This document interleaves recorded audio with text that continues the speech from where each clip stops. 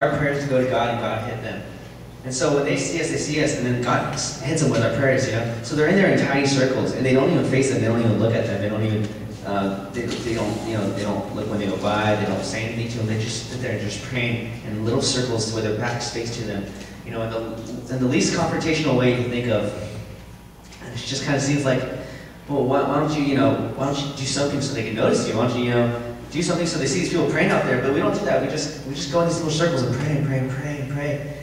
And every week, I mean, this semester we're just getting started, but last semester, every single week, we're hearing about a turnaround, or hearing about, I think it was 2 weeks ago, a girl went in there and she came out and she told her, hey, I changed my mind. And they're like, oh, great, that's so great, that's wonderful, what happened? And she goes, I had twins. And we were just like, whew, it's just so amazing, so great.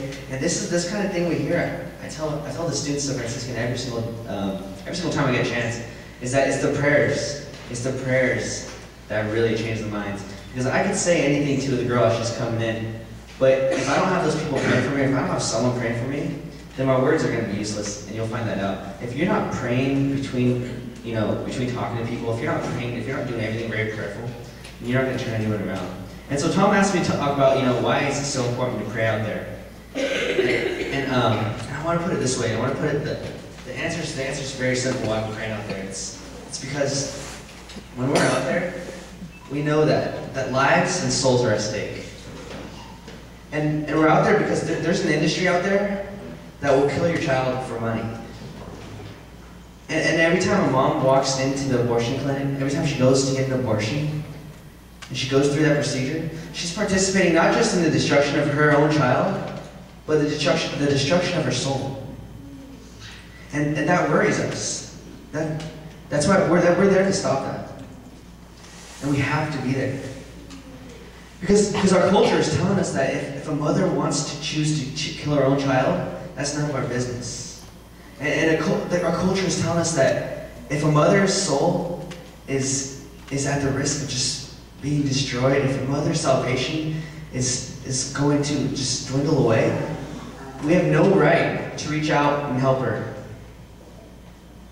And so the way we respond to this, the way we respond to our culture, is by standing up.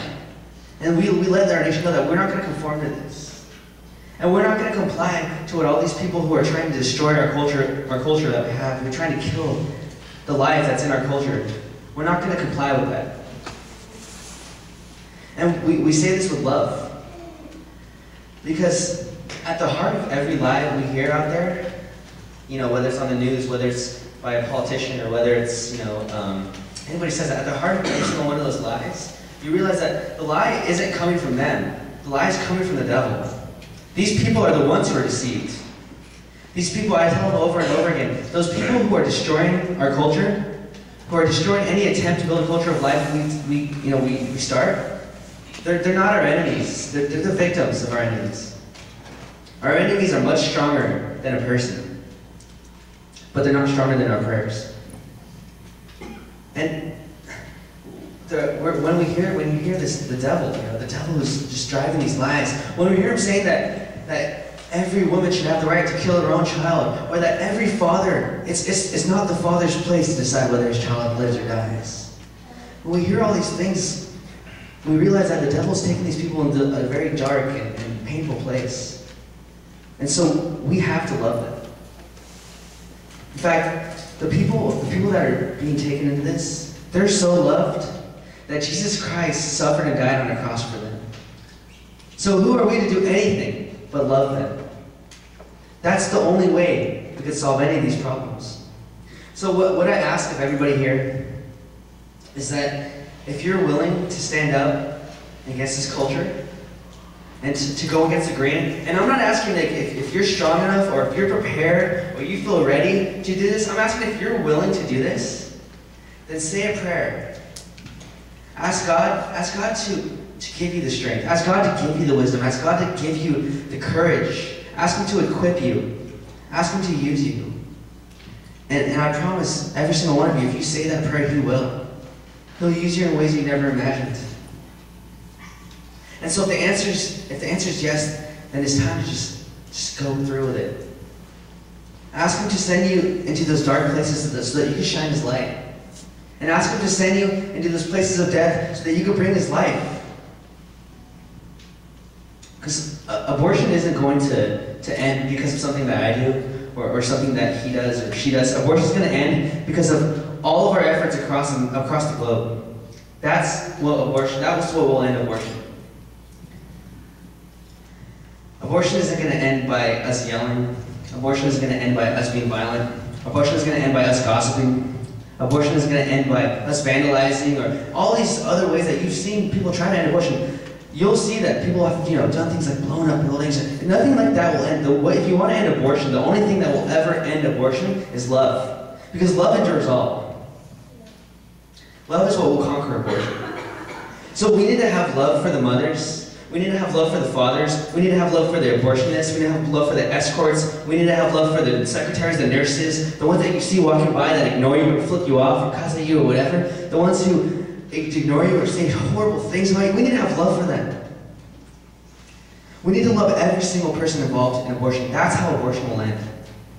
So I say, what better place to love these people than out on the sidewalks? Like, what better place to show your love than by going out to the streets? Like the apostles did. The apostles, they didn't just sit in that little room they were in and just say, you know what, we do need to spread the church, so let's just all pray together in here. No, they kicked down that door, they went out and they converted 3,000 people. That's how we end abortion. We get out there and be willing to be out there where the death is happening. He's calling us to go out to a place where you're going to have the opportunity to maybe stand there and love a child that in many cases has never been loved by anyone before, never been cared for by anyone before. So whether you save that child or not, whether your prayers, whatever you say, whether you're fasting, whether your efforts save that child from the abortion or not is irrelevant, because no matter what, that child, if he or she dies, they're going to know that someone was there loving them during their last couple minutes. They died with dignity, that someone was there fighting for them before they died. No matter what you're doing, you're giving them a chance to die with a little dignity. And if you save them by the grace of God, you're giving them a chance to grow up and experience God's love here on earth and spread God's love around everywhere they can. So I just ask everybody to just make sure you consider being out there. I mean, when you have time, it's great use of it. And just keep this in your prayers all the time. I know it's very dear to all the students at Franciscan University. And thank you all for listening, and God bless.